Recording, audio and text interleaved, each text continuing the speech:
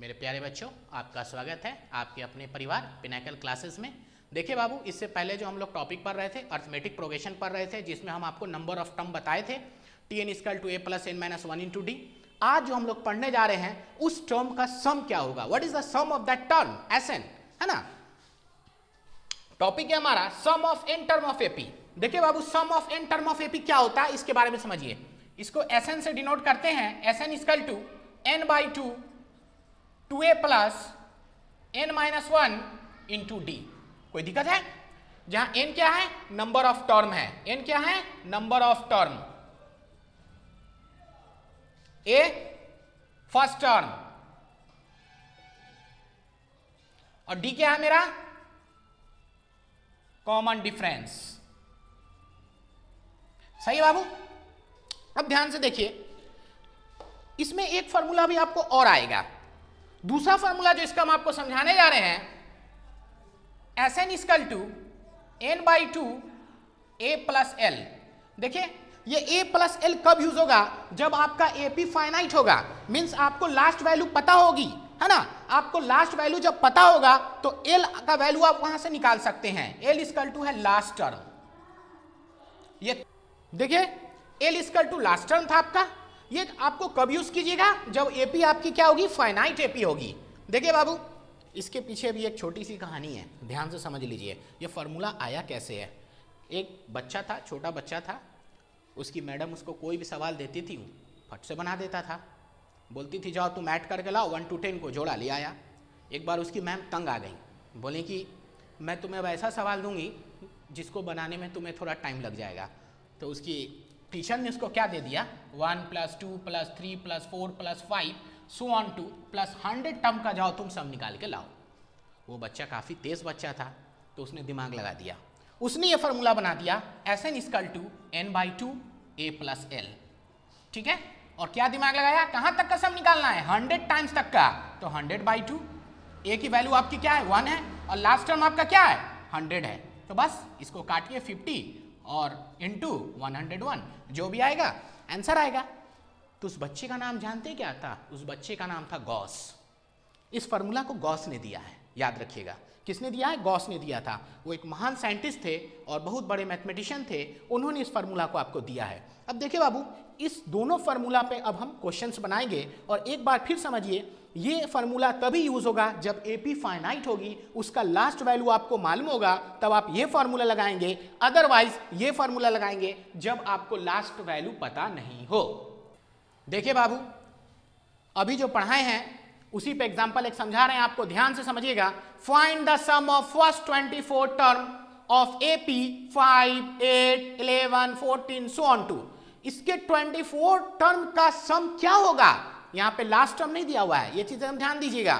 तो एपी क्या है, इनफाइनाइट एपी है ना। तो जाहिर सी बात, इसमें एस एन बराबर ए प्लस एल वाला फार्मूला नहीं लगेगा। तो कौन फार्मूला लगेगा, एस एन बराबर n by two two a plus n minus one into d वाला फार्मूला लगेगा। अब ध्यानपूर्वक मेरी बात को समझिएगा, ये सारे टर्म के एडिशन जो करते हैं हम, ये हमारा सम देता है। तो मेरा ए कितना है, फर्स्ट टर्म कितना है, 5 है। डी कितना है, कॉमन डिफरेंस, 8 में से 5 गया तो कितना बचा, 3 बचा। अब आपको कितने सम का टर्म निकालना है, 24, मींस एन की वैल्यू आपको पता है 24 है। और इस 24 को आप जब एडिशन कीजिएगा, then what is the value you have to get, that is the final answer. तो एस एन इक्वल टू क्या आपको आ जाएगा, n by two two a plus n minus one into d. तो एन की value आपको क्या मिली, 24/2 2a की वैल्यू क्या है, 5 है, प्लस एन की वैल्यू क्या है, 24 - 1 इंटू डी। डी की वैल्यू 3 है। सही है बाबू, कटेगा, काटिए 12 बार में, 12 टाइम्स कट जाएगा तो 12।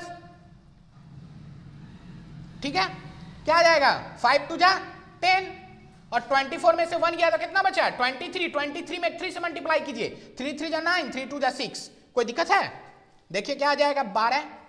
69 में 10 जोड़ा तो क्या आ जाएगा, 79। देखिए मल्टीप्लाई करने का भी एक तरीका समझा देते हैं, कोई कॉपी कलम का जरूरत नहीं है, डायरेक्ट मल्टीप्लाई।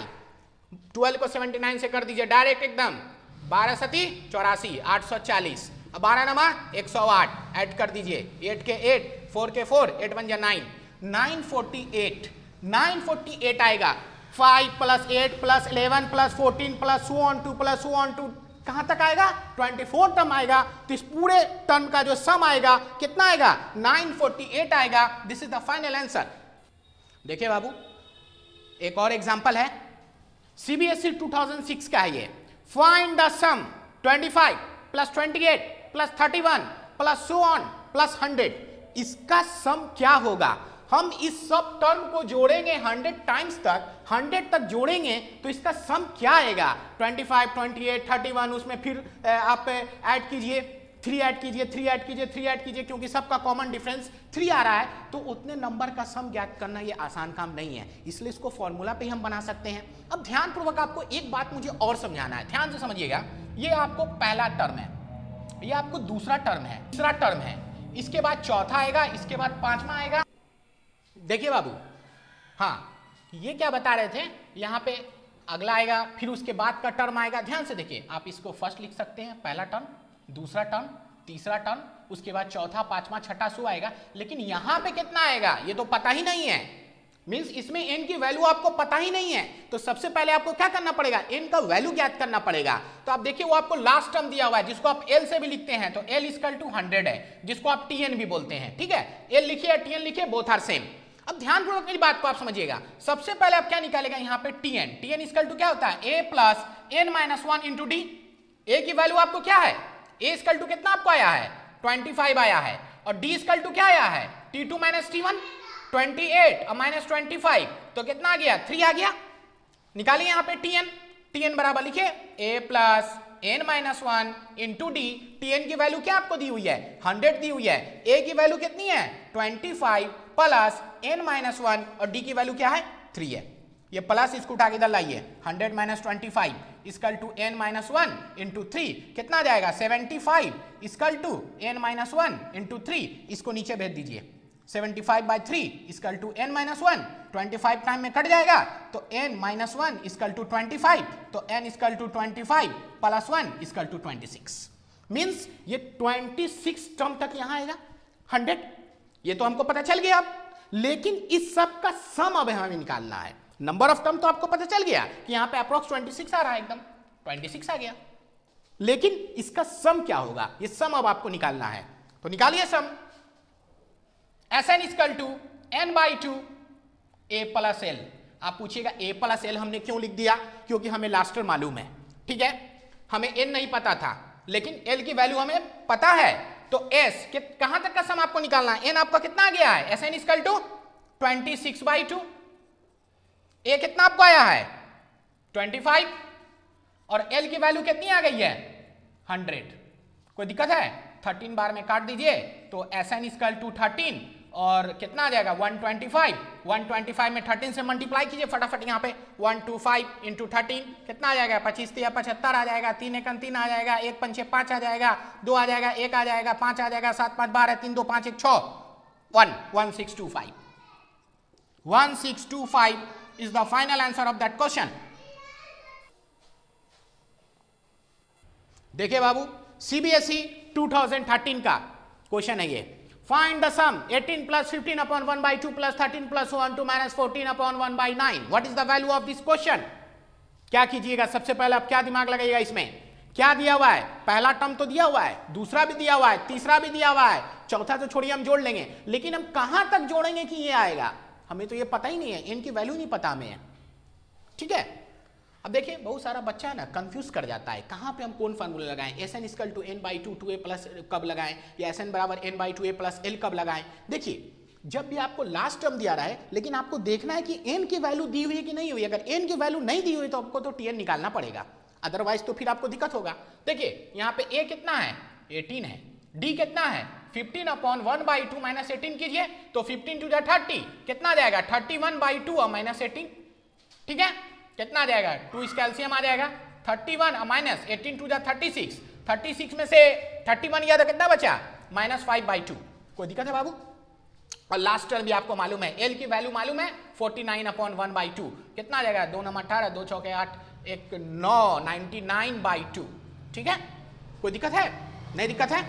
अब देखिए अब हम आगे क्या करने जा रहे हैं, हमें नंबर ऑफ टर्म नहीं पता। मान लीजिए ये आपको पहला टर्म मालूम है, ये दूसरा मालूम है, ये तीसरा मालूम है, लेकिन चौथा, पांचवा, छठा यहां पे कितना आएगा ये तो मुझे पता ही नहीं है। तो सबसे पहले हम क्या निकालेंगे, n की वैल्यू निकालेंगे। What is the value of n? तो l को क्या कहते हैं, tn भी कहते हैं, लास्ट टर्म भी कहते हैं। तो चलिए निकालेंगे यहां से, tn equal to a plus n minus 1 into d. tn की वैल्यू क्या है, l की वैल्यू लास्ट क्या है, माइनस 99/2, a कितना है 18 है, प्लस n तो पता ही नहीं है और d आपको पता है, d कितना लाया है -5/2।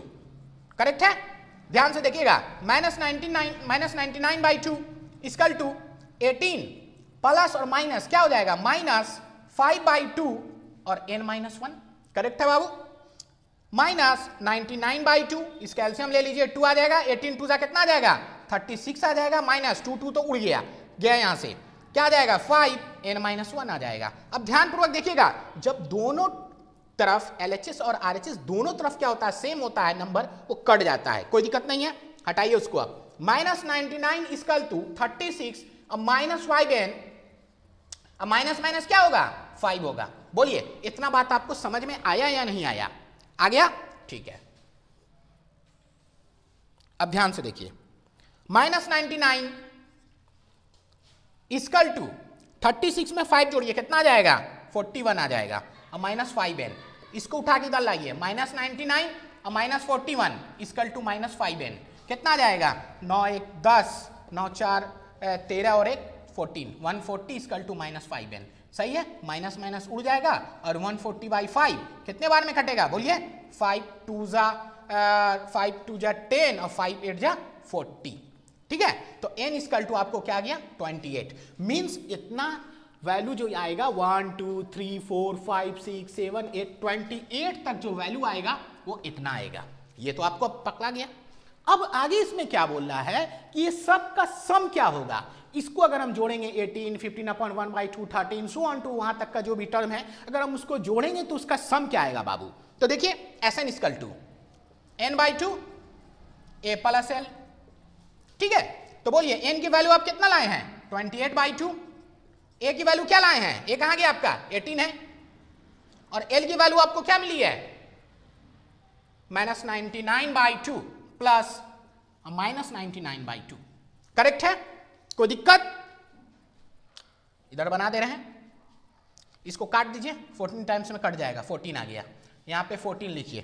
ठीक है, एकदम आराम से समझिए, 18 प्लस और माइनस क्या होता है माइनस 99/2, 99/2।